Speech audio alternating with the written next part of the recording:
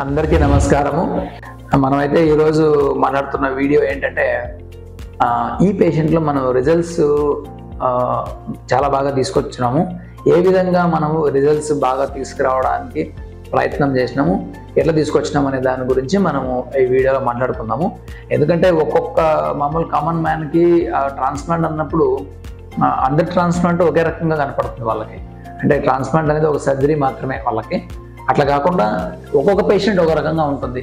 అది అట్లాంటి ఈ పేషెంట్ మనం ఏ విధంగా చేసి రిజల్ట్స్ తీసుకురాగలిగినాం అనే దాని గురించి ఈ వీడియో మనం చేయడం జరిగింది. ఈ వీడియో మీరు చివరిదాకా చూడండి. మీకు ఒక ఇటువంటి పేషెంట్లో ఏ విధంగా చేస్తే రిజల్ట్స్ వస్తాయన్నది మీకు కొద్దిగా అర్థమవుతుంది.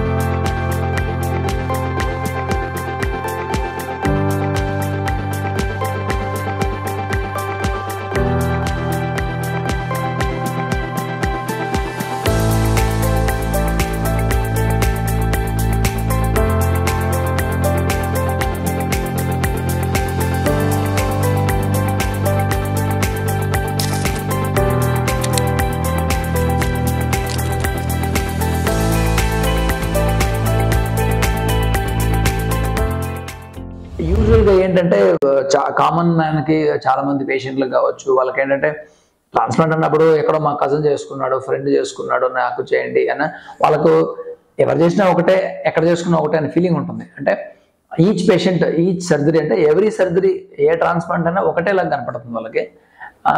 నా ఉద్దేశంలో అంటే సర్జన్ పాయింట్ ఆఫ్ వ్యూలో అట్లా కాదు అది. ఎందుకంటే ఒక్కొక్క పేషెంట్ ఒక్కొక్క రకంగా ఉంటుంది. ఆయనకున్న క్వశ్చన్ పేపర్ వేరే, మనకున్న క్వశ్చన్ పేపర్ వేరే.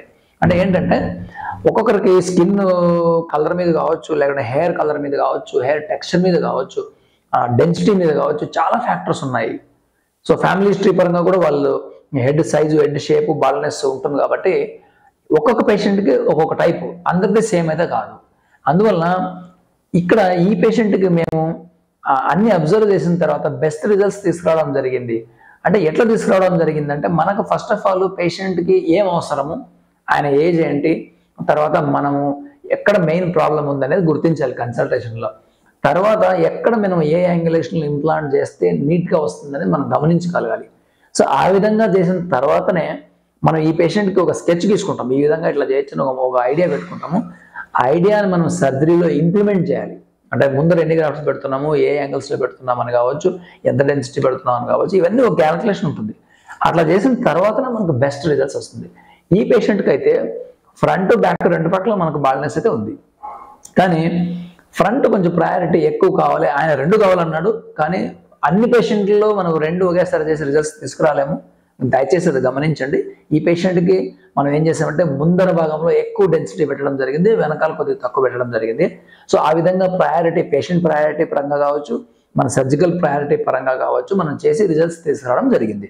సో ఇక్కడ ఇటువంటి రిజల్ట్స్ అందరి పేషెంట్స్ సాధ్యం కాకపోవచ్చు, బట్ ఈ పేషెంట్ కుదిరింది. ఎందుకంటే వెనకాల డెన్సిటీ బాగుంది, ఫ్రంట్ ఎక్కువ డెన్సిటీ ఇచ్చి వెనక క్రౌన్లో తగ్గించాం కాబట్టి మనము మంచి రిజల్ట్స్ తీసుకురావడం జరిగింది అనమాట.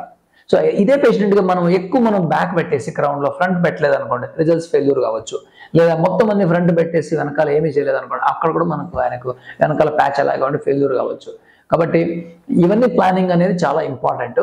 ఇవన్నీ చేసిన తర్వాత ఆయనకు రిజల్ట్స్ అయితే చాలా ఎక్సలెంట్గా వచ్చింది, మీరు గమనించగలరు. అది మంచి డాక్టర్ దగ్గర, మంచి సర్జన్ దగ్గర చేసుకుంటే వచ్చే డిఫరెన్స్ ఏంటంటే ఇది అనమాట.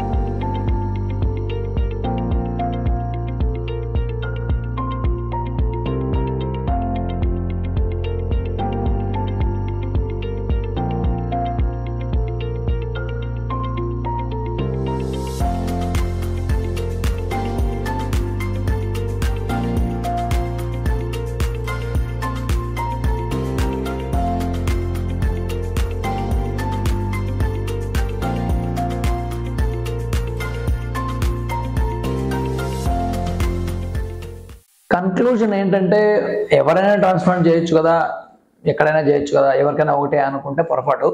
ఎందుకంటే ఇది ఎలాంటిదంటే సపోజ్ ఒక ఆర్టిస్ట్ మీ బొమ్మ గీసాడు అనుకోండి, ఇంకొకరు బొమ్మ గీయాలంటే మళ్ళీ ఆయన కష్టపడాలి. అది అలాంటిదే, ఏ ట్రాన్స్ప్లాంట్ కూడా అలాంటిదే. ఒక సర్జరీ చేసినాం కదా అని చెప్పేసి ఇంకో సర్జరీ సేమ్ ఉండదు. మనం ఒక 1000 ఆపరేషన్ చేసినాం కదా అని ఇంకోటి సేమ్ ఉండదు. ఆల్మోస్ట్ ఒక 8000 సర్జరీస్ చేసిన తర్వాత కూడా నేను ఈ మాట చెప్తున్నానంటే ఈచ్ పేషెంట్ డిఫరెంట్. వాళ్ళ క్వశ్చన్ పేపరే వేరే ఉంటుంది. కాబట్టి మనము ఆ పేషెంట్ చూసిన తర్వాత ఆయనకి ఇంపార్టెంట్ పాయింట్ ఏంటి, ఎక్స్పెక్టేషన్స్ ఏంటి, మన సైడ్ నుంచి మనము కరెక్ట్గా ఆ పాయింట్ ఆయనకున్న ప్రాబ్లమ్ని ఫిక్స్ చేయగలమా లేదా అనే దాని మీద ఫస్ట్ మనం కన్సల్టేషన్లో మాట్లాడుకున్న తర్వాత సర్జరీ రోజు దాన్ని మనం ఇంప్లిమెంట్ చేయాలి. ఇవన్నీ ఒక ఆర్టిస్టిక్ హ్యాండ్ ఉన్న సర్జన్, ప్యాషన్ ఉన్న సర్జన్స్ చేయగలరు. లేకపోతే ఊరికే టైంపాస్ చేసేటతో ఇది అవ్వకపోవచ్చు. అందువల్ల మీ ట్రాన్స్ప్లాంట్ కాస్ట్ గురించి తెలుసుకునే ముందు కానీ, మిగతా విషయాలు తెలుసుకునే ముందు కానీ, మీకు అసలు ట్రాన్స్ప్లాంటేషన్ అవసరమా, ఒకవేళ చేసుకోగలిగితే ఏ విధంగా చేసుకోగలగాలి అనే దాని మీద మీరు సర్జన్తో, మీ డాక్టర్తో కూర్చొని డిస్కస్ చేసిన తర్వాతనే ట్రాన్స్ప్లాంటేషన్ ఛాయిస్కి వెళ్ళడం మంచిదని నా ఉద్దేశం. Thanks for watching our videos.